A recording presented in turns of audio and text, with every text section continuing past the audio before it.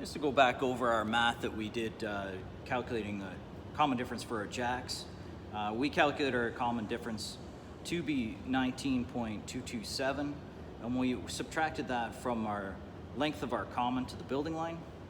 We ended up with 4.506, so 4.5 inches.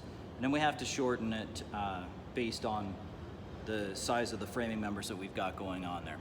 So let's take a look at that. This rafter right here actually is the piece that we use for the pattern.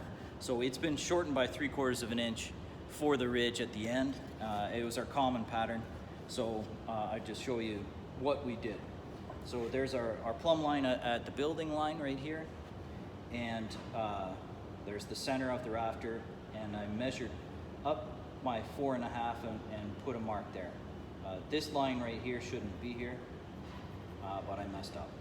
So on the side here, I came across, and we have to shorten by 1/16, which is half the 45-degree thickness of the hip.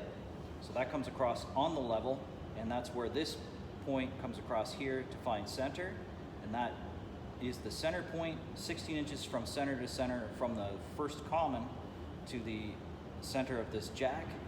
And so in order to get that cheek cut on there, we had to go back 3/4 of an inch on the level here, and we plumbed up and connected through that line there. And when I cut that cheek cut, that'll fit in quite nicely. But I wanted to show you one other thing here. So since this is exactly the same as our commons that we have in place there, if I took this square, set it on my 8/12, and I extend this 3/4 of an inch on the level,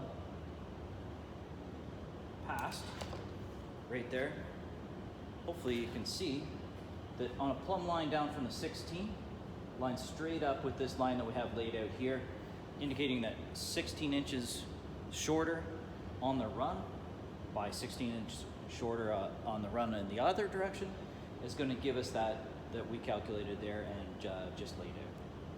So here's our little jack that we just cut, and we've installed it now.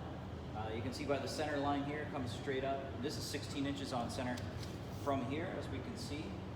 Pull that all the way up. 16 even, falls straight on there, so when we line our sheets on, we got a nice place for that to end. And it meets right down in the center there. Everything worked out quite well. So here's a look at the hip and jack installed. You can see that everything's going in its place where it should be. All of the red lines marked in the center, and it comes up and meets right up here in the center. Center of the ridge, center of the column.